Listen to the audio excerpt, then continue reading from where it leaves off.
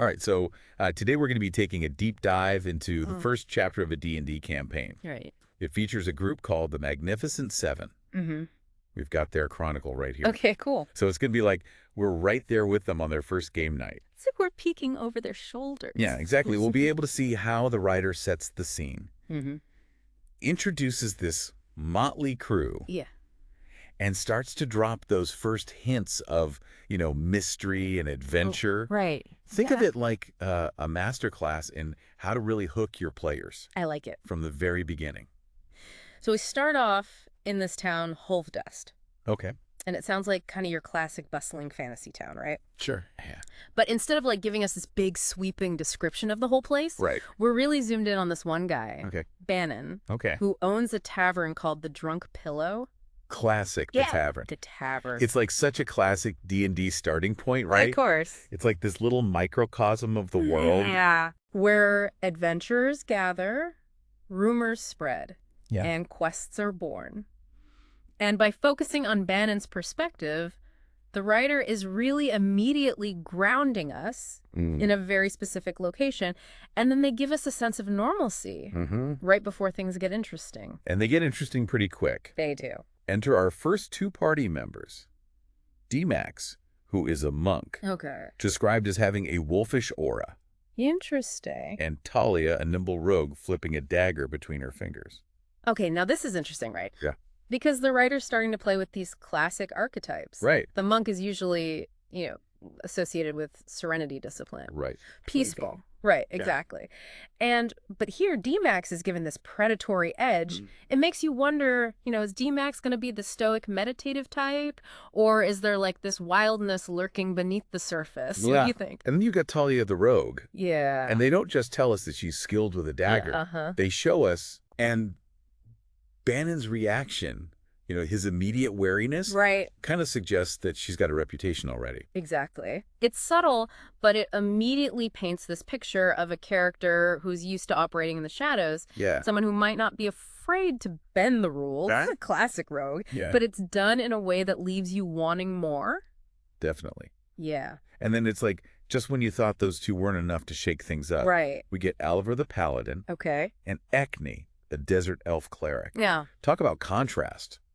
This is where the writer starts to layer in these potential party dynamics. Okay. The paladin, all shining armor and righteousness, is almost a visual representation of order. Right. But then you have Ecne the cleric with her piercing brown eyes, stoic demeanor. Yep. There's a sense of hidden depth, a past that's shaped her. Right. Which makes her way more intriguing than just like your typical healer. Yeah.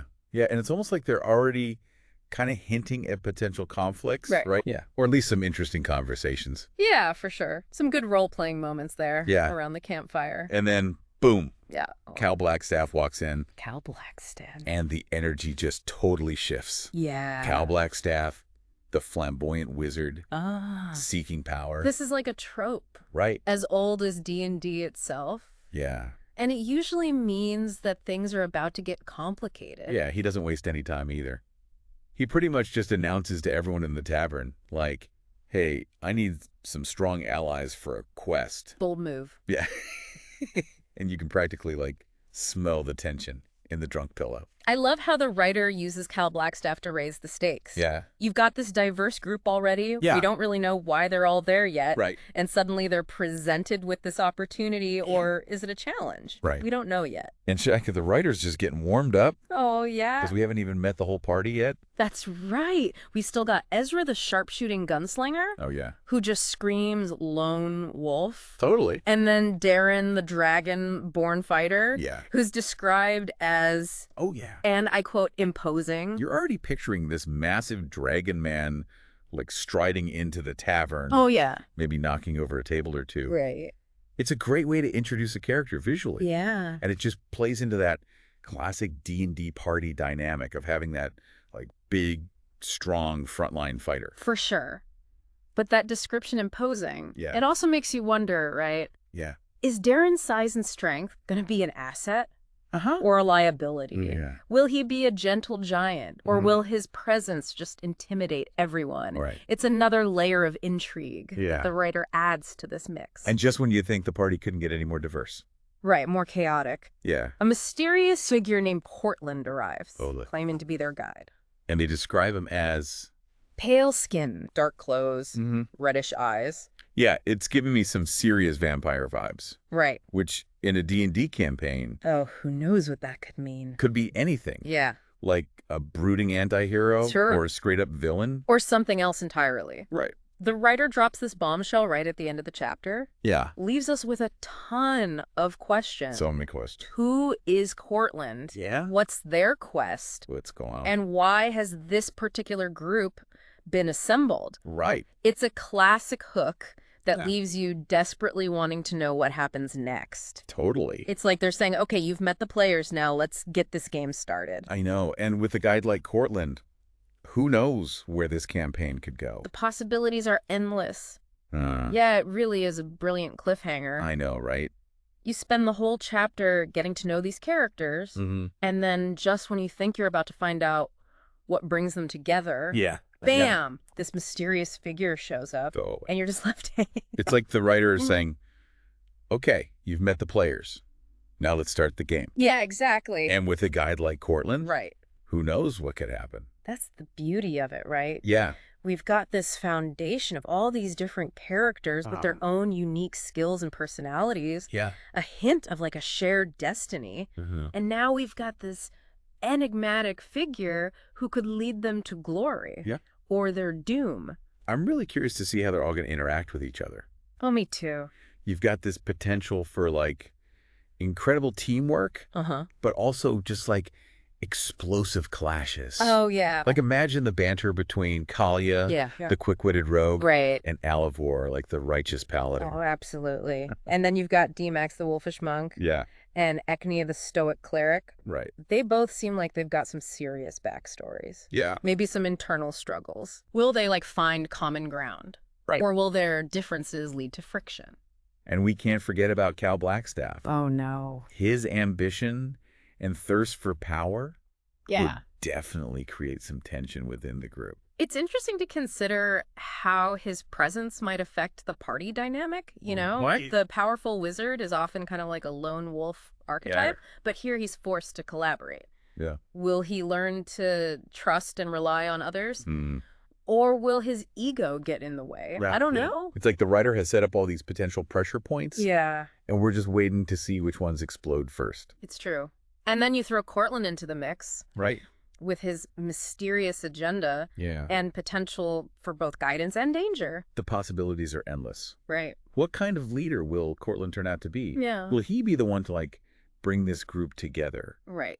Or will his presence create even more division? And what about the quest itself? We know that Cal Blackstaff mentioned needing some powerful allies, but what are they actually up against? Right. Is it like a classic D&D dungeon crawl? Yeah. Are they trying to like save the world from some ancient evil?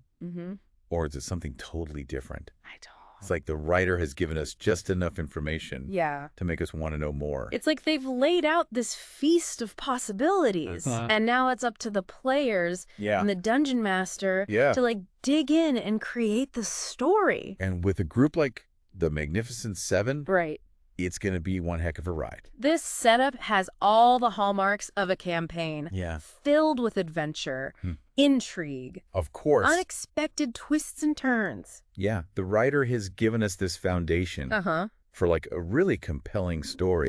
One that's going to challenge the players. Absolutely. Surprise the audience and leave you wanting more. Totally. I'm hooked already. Me too. And we've only just scratched the surface. I know. It makes you realize that, like, the real magic of D&D is its collaborative storytelling. Totally. The writer sets the stage. Yeah. The players bring the characters to life. Right. And the dungeon master guides them through this world of, like, endless possibilities. Yeah, it makes you appreciate, like, all the skill that goes into making a good campaign. Right. You got to balance those classic D&D elements, you know, with fresh ideas, compelling characters, and just the right amount of mystery to keep the players engaged. Yeah.